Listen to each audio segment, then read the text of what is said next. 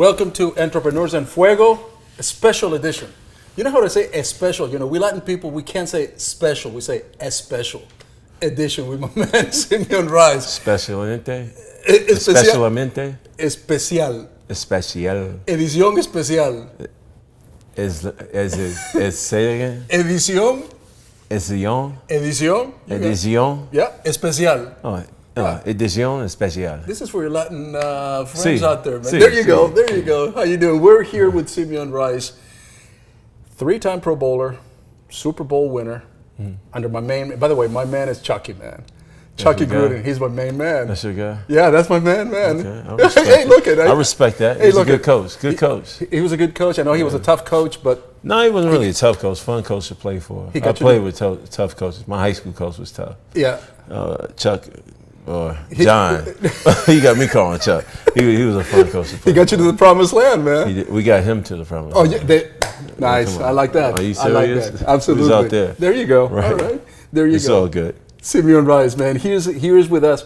This is Entrepreneur Show. This is a show for entrepreneurs that really want to take something out of what you have done in the past and apply it to their own lives so that they can become better, essentially. Okay. And I know, look, I mean, nothing's been easy for you. Right. And you've gone through a lot of difficulties, and a lot of us entrepreneurs, we go through that, man. Mm-hmm. And so, what is probably your biggest hurdle that you've had to overcome? And I know that we're going to talk about your movie because we're here to promote an amazing one. Because you're a Renaissance man, man. I mean, I get that status now. I appreciate it. That status now. I get that status. I appreciate it. You're a Renaissance man. You are. You truly are, man. Okay. And so you do a lot of stuff. And one of the things I want to ask you later is what you do for fun, because you know you're just way too busy doing all this other stuff. Okay. So what is the biggest obstacle that you had to overcome, either on the field or off the field? Well, let's talk about this film. Yeah. All right. Let's talk about the obstacle there when because football, you know, was kind of really, it was so organic. It was so raw. It was a seed that was planted in me since I was 5 years old. So any of the problems that I had to endeavor into, it was a warm welcome, because this is something I wanted to do really bad, and I was willing to travel to hell and back for it. So once you're willing to go sell out on that level, what's hard? Right. You know what I mean? So you define hard by what you really don't want to do, or what's complicated. Complicated becomes not as complicated when you're submitted to the journey. Because if you want to spend day and night, you know, miss meals, you know, and drag yourself literally to misery and smile in it, then nothing is hard. There's nothing that you could throw at me that say that path was hard. But when you're dealing in film, there's so many, the unpredictability of all the things that could go wrong that's outside of your realm. Because in sports, you control your realm. You go out there and you ball. All right. 4-time All-Pro, go ball. You know what I mean? But when you working with a team of individuals and it's so psychological, you can't just swim move or power move past things. You have to deal with things from a very cerebral standpoint, and that brings about different levels of problem solving and the different ways you go about problem solving. So the film process was difficult, was probably one of the most difficult things I had to endure, because when you're playing football, again, and I've started when the seed was planted early, that's such this drive, this confidence, this air about me, you know, that was like, continue to evolve. So you got this big magnanimous thing that's just like unstoppable in my head. So I'll apply it on the field. It's applicable. In film, it was novelty. You know, it's like almost popping my cherry. I'm out there like for the very first time, and I'm like, we wrote a hell of a script, and I was like, I don't know what to do with this thing. Where do I take this? So then, you know, I take it I take it to Hollywood, and I'm out there pitching, but people look at me as a football player still. It's like glorified appearances. They sign a football, sign a jersey, but nobody's taking you serious as a filmmaker. So dealing with people's perception of me was a really tough thing to deal with. So is it fair to say then that when you're a football player, I mean, you control your environment. to a large extent. And you know your abilities, and you know that you can beat that quarterback. In fact, you did beat a bunch of quarterbacks, man. I mean, a lot of time, a lot of sacks. Right. When you come to film, though, you have a lot of other egos over here that you really can't control. And there's not much that you can do when they tell you, no, we can't fund your movie. Yeah, but there's no founded confidence, right? So founded confidence builds on circumstances. So I have practice, right? And I practice, and I'm like, okay, after practice and going into a game, I've done this so many times that I know I can get it done, right? Even on the most complicated, worst scenarios.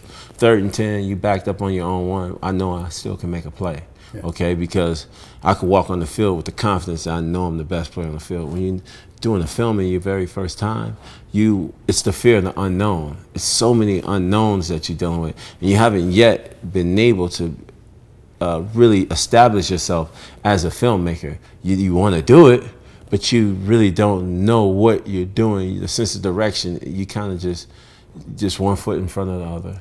Just taking one foot in front of the other. Was it very frustrating? Did it piss you off? You go out there and you feel like you're begging for money? Because you know you got a good script. You got a great script. Right. You're a film buff. And you know your films. You know you're historical, you're studious. You went to film school, you're a film school. So you know your stuff. So you're not really an amateur in the sense that, hey, look, I just want to make a film for my ego. No, I want to make a film because I believe in this script. I know that I got something good for me. And so when you go to a producer, did you feel like you are begging? And then when somebody tells you no, did that piss you off and feel you're fine? It didn't piss me off because I feel like they have the right. Who am I? Like I said, I know my script is really good. I do. And I felt like Hollywood is like, these are a bunch of old white guys, to be honest with you, that they're not trendsetters. They trend followers, you think. People have the perception of what comes out of there is organic and fresh, but they're not. They follow an old way of doing things, and let's make another Transformers 7. Exactly. they just follow their script of what they always do. Right. So they're not breakthrough. They're not innovative. That's not the land of innovation. Innovation is indie filmmaking. So I know I had a great script, but it's like now it's having to direct it. Have I directed things before? Yeah, I directed things in film school, but this is like I'm taking on all of it. I'm taking on all of the production, and that was like I've never did that before. So that was scary. So in a sense, you feel responsible for the outcome not only of the movie, but to a large extent of the livelihood of the people that are around. That's exactly what I felt like. That's exactly what I felt like. I mean, these people. I can't fail them. I can't fail them. That's exactly how I feel. When you standing in front of people and you saying, "I'm gonna get this film to theaters," and these people have been working their ass off for this, and this is their one moment. And this is what they've been working for their whole lives, and they've been told this so many times. But you want to be a man of your word, And I'm gonna get this to film, and Russ, you join and look at me. They're looking at my league guys. I said, "Sim, you really gonna get this in theaters?" I'm like, "Yeah," and I'm like, "I am, but I don't know how." If he said how, I'm like, "I don't know, but I am," because I'm gonna take away every excuse. And then once I don't have any more excuses, all I'm gonna be left with is results. And you know, I just felt right now that, and this is in a good way, because that arrogance that you had as a football player, that confidence that you had as a football player, that nobody's gonna beat you, and that you're gonna be the best player on the field, kind of transcends to this part of your life, right? Because you're like, hey, I'm gonna get this thing done, and people are looking at you going, hey. I believe in this guy. Yeah, they do. You rally people with confidence. You're a leader. Yeah, you rally with real organic, real confidence. Right. Not that pseudo false confidence, that real confidence. And I'm like this. I said, okay, how do I lean on my own understanding of this stuff when this is all fresh and new? How do a person leans on his own understanding when he has a limited level of information, okay? So I'm not inundated with a whole lot of knowledge in the actual shooting and actual business of filmmaking. This is new territory for me, but I have to lean on the fact that I have not failed at anything. I did. I said, no, I haven't failed at anything. Anything I ever set out for through the power of suggestion, right. I got it. I sat on the field. Well, before I sat on the phone when I left Arizona, and I was talking to Rich McKay, the GM, and I said, I watch you all in Arizona. when they were in Tampa, and I said, if you bring me down there, we're gonna win a Super Bowl. And he got off the phone. He got off the phone with me talk because the negotiation was falling apart. Right. He gets off the phone. My agent called me back and said, Simeon, they want you to take the trip down there. We're gonna work this. They want to work this contract out because the contract was stalling. And I said, I don't care about the money. I'm gonna go down there. I'm gonna show you what I'm made of. And I'm like, and you're gonna look like a genius. You're gonna literally have taken this team from obscurity, the worst team in the NFL, to a Super Bowl champion. And I can tell you, when we went in Super Bowl 37, San Diego, and the confetti was falling. Yep. Rich McKay was going through the crowd. He hugged me. I was like, Simeon, you kept your word. I'm like, I did. He was like, wow. He's like, we're gonna take care of you. And I got paid a lot of money and all that. but at that point, it was like I was putting up great numbers in Arizona. So, sure. And I was playing well, and I wanted to bring a Super Bowl here. But I knew I had the capabilities with playing with Sapp and Brooks and great players that we could usher in a Super Bowl. I felt like for our career, we needed that. Yeah. So I was leaning on that understanding when I was in the filmmaking process. I said, some things you have to, it's like this, and me and you just talking for real. Yeah. I said, some people like, if you could take somebody in a foxhole, who would you take? Right. I'm like, let me just take myself. Let me lean on that. And it's for real. Like, I'm having self-talk, and people will see this and they'll feel a certain way. Yeah. But the Latinos will ride with me. You know what I mean? White people, not so much. You know what I mean? Because it's like you have to have a rare confidence in yourself, and it has to be authentic. Okay, when you talk about authentic confidence, those that know me understand that. I was told something, those that know Simeon, no explanation necessary. Those that don't, no explanation will do. This is real. This is how I really think. Right. So I'm like, you know what? I might not know the path of how I'm going to get there. Right. I just know I'm determined. And I know that determination isn't predicated on what I endure. Things are going to come and go. But if you say, you know what? I'm going to submit myself to this. So whatever happens, win or lose, I'm going to come through it. I'm not going to cry about it. I'm going to accept every aspect of my responsibility and accountability to what I want, okay? I'm not going to lower the standards because it's not working out for me. I got to meet the standards or surpass the standards. So if I want to become a filmmaker, I can't let the no's dictate where I go. I can't let the no's or doors, people not taking me serious as a means to this is my end results. I got to find a road around that, And my question to them was why. Like, why does it have to be like this? All I'm here, and they said, what was the best advice you got in Hollywood? I was like, I ain't getting any good advice. What advice all did they you told get me from is fucking Hollywood? everything There's they no told me is from everything is limited. You can't. They told me what I can't do, and all I did is what I wanted to. You took your leadership skills, your management skills that you learned for so long in high school, in the NFL, by succeeding in the NFL, and you adapted that to the filmmaking, and the film is Unsullied, and it opens up today, August the 28th. It opens up nationwide tomorrow, or nationwide, but it's limited theaters. Tonight, Thursday night, but nationwide tomorrow, just completely. And, I've been invited to see it. I got a Q&A at Harkins. I heard I was invited to see it. And so I'm inviting myself, right, Dre? Yeah, you definitely invited to see it. Come on, man. I gotta see it, man. You gotta see it. But I tell you what, the premise is phenomenal. The premise is phenomenal, what I heard. And so one of the things that I think is interesting about our conversation is the fact that now I admire even more your leadership skills and how you were able to transcend what I was saying is those leadership skills that you learned on the gridiron, and you put them now into the filmmaking aspect of your life. But that's just part of it, because you're, like I said at the beginning, you're a Renaissance man, right? I mean, you're a real estate mogul. You buy real estate. You're an investor. You're doing movies. You played football. What else are you doing, man? That's what it is. What is your next project? I mean, are you going to get bored from the film industry? I'm too ambitious. What is next? Ultimately, my ambition gets me in trouble. That's my quarterback right there, man. It was a good delivery. It's good delivery. Hey, look, man. The Cardinals could have used you last year. Absolutely. Hey, man, Yeah. you know what? Let's talk a little bit more. We usually wrap this up usually about the 15-minute time, Okay. but I'm going to give you a little Office Pile T-shirt, as I remember. Office Pile T-shirt. I Yeah, rock that. this is the biggest T-shirt that I could find for you, man. If not, appreciate it. if you don't fit, man, It's you one. can just. It's 2X, 1X. I just want. I just need 1X. Just XL, one X, baby. man. Yeah, you That's can, how I rock. You know, you can just that's a little. Bam. There you We go, all right there. in, man. I appreciate it. Hey, man. But anyway, man, look, I wish you much success for the film, and I want you to make a lot more films, because one of the things that you were telling me is that there is a purpose behind the film. It's not just an ego thing. What is that you're trying to tell the world by making this film? I would like to tell stories, and I would like to tell tales to put people of color in positions of power in my films.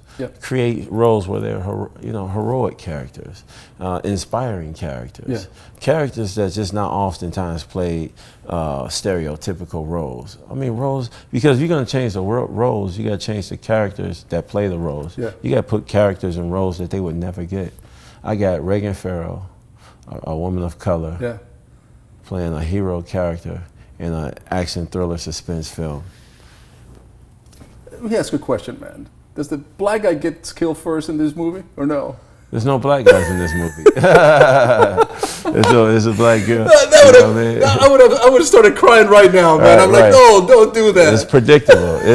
I'm just like we talked about it. Like if you look at it from a bird's eye view, I'm like, something wrong about this all the time, man. Why do they do that, man? Something's wrong about that. Why is this Black Lives Matter? Not in films. Amen. Not in films. They kill. Well, not in real life either. But right, they kill them off real early. I mean, I'm just like, I just want to tell stories that's just innovative, that hit the pulse of people, that inspire people, man. I wrote this character out of all seriousness in reflection of my little sisters. I got 4 little sisters.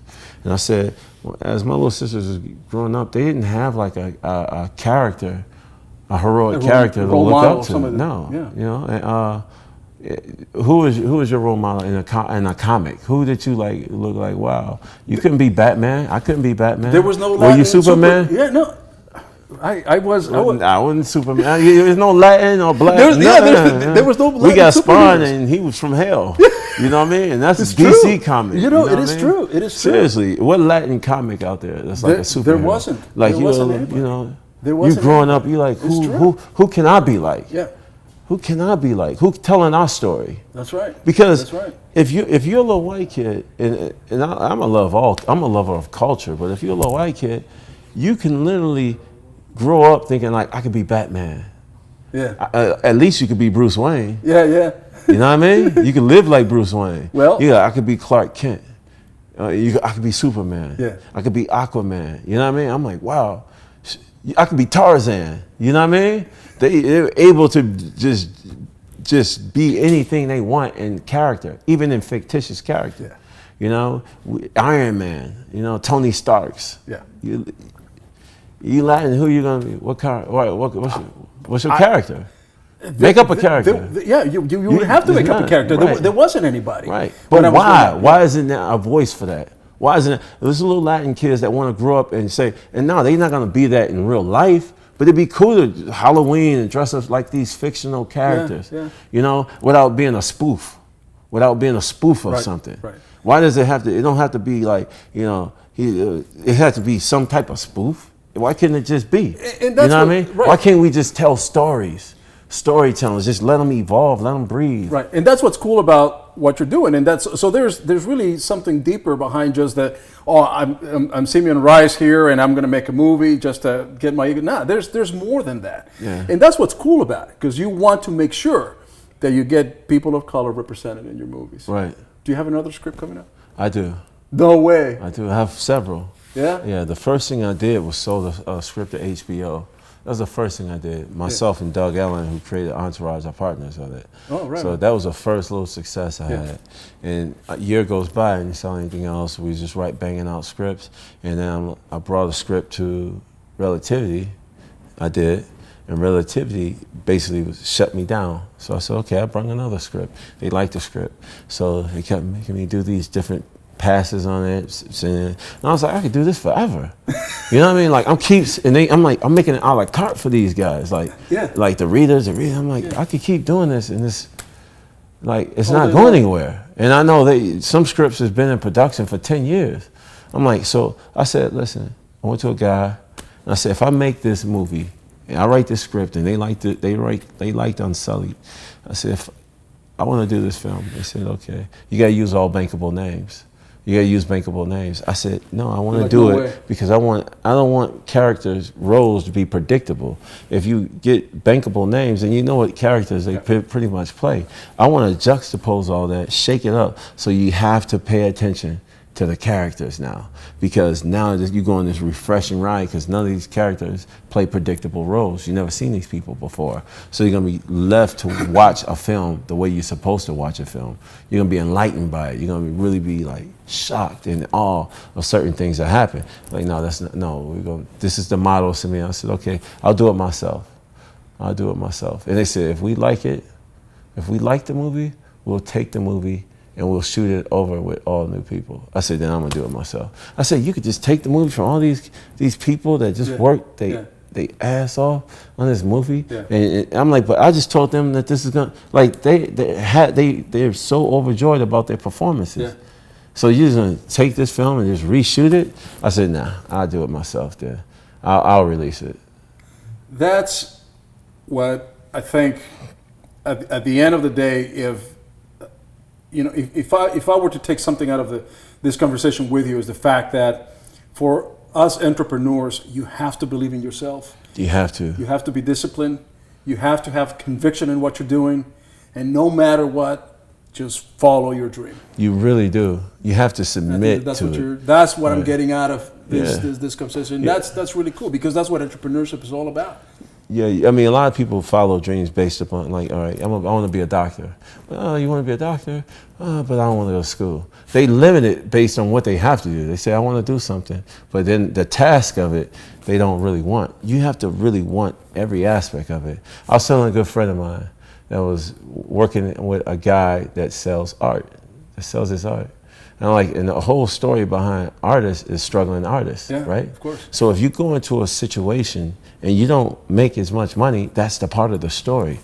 You can't try to come up when there's no money. If it's no money, then we didn't make any money. So you got to continue to go. That's the story of the artist, the musician, sleeping in vans, driving all over. That's the story arc. It builds a beautiful story arc. So when you become Michael Jackson and you slip on the white glove and you do your moonwalk, you can remember those days when you was with your 5 brothers and y'all was eating honey on sugar bread. Seriously. And you're like, yo, and it gives you a healthy understanding of where you came from to where you are right now. But most people feel like as soon as they're on the path, they need to start receiving stuff. Like, you gotta be willing to endure. Right. When I was playing football, I left all of that. I was told through my advisors, Simeon, just start making movies, you could do that. I said, even though I have the privilege, I don't have the right to just start making films. I have to learn. And once I learn that, I come back, then I'm gonna be formidable. I'll be a formidable storyteller, and I'll be able to create, through story development, great characters, and I'll understand the art of directing. So even though I'm gonna take myself out of this, I'm gonna start on the cutting room floor, just like everybody else in class. And I'm gonna learn like everybody else. And I had jobs with ESPN, I had all the Fox jobs, I had all those type of situations. I had an agent that was wanting right now, let me start, so I could start getting in the booth and doing that. I left all that, and that's not to be a merit, that's just my life. And it was my life according to the way I want to live it. And I said, I'm gonna start all over. And it's hard, it was scary to reinvent yourself, because I'm leaving the arena where you build your empire. Right. Where you build your empire, where your swag is on 1,000. Right. And you leave that and you start over. And you buying Pizza Hut for the classroom. And you're like, I hope this pay off. You know what I mean? But life is risky, man. Life is risky. Life is risky. But for the risk that you're taking with this film, you're rather a conservative guy. I am. You're a very conservative guy. Right. You're calculating. So the risk that you're taking really is a very calculated risk. It is calculated. It is very calculated. Yeah. So you're fooling me, man, because your vision, you're a man of integrity, and you've got a great vision. You got a great script, you got a great story, and you know that it's going to hit. because you're a studious of the film. So Well, you know. power and suggestion, I hope it is. But I need the people to go out to find Dango, put in your zip code, see where Unsullied is playing, and just and get a group. Don't go by, get a group. And go check this film out and tweet out to me. Like it, love it, hate it. go. I don't care. Yeah. You know, You just need the tell me- feedback. and give me the feedback and tell me what you think of the film. And if they like it, you'll give them your Super Bowl ring. They can kiss the ring. In- Where's your Super Bowl ring, man? I don't wear that. Oh, come on, I'm not man. a gaudy guy. I'm not a gaudy guy. I'm not. I never wore it. I've never worn it, but I've honored that I wore. I mean, that I won a Super Bowl and we got rings Right and on. things like that. But I've truly changed pages and lanes, and support the indie filmmaker. Right on. We literally have the ability to change the world. Yep. All we have to do is really support each other There you go. in our task. There you go. You know what I mean? The movie is Unsullied, Unsullied. and opens up August 28th, 2015. It's gonna be good, man. It's gonna be good. I appreciate that, Next love. time you're in Phoenix, mi casa es su casa. You know what that means? Yes, I do. Of course you do, man. Yes, I do. You're gonna be around. That's the most basic form of Espanol. Come on, man. You don't hit me with that. You don't hit me with the most basic form. Come on, man. You're keeping it way too real. Come on, man. Right. Una cerveza, por favor. Damn. We're out. Thanks, man. All right, smooth. Appreciate it. All right, no doubt.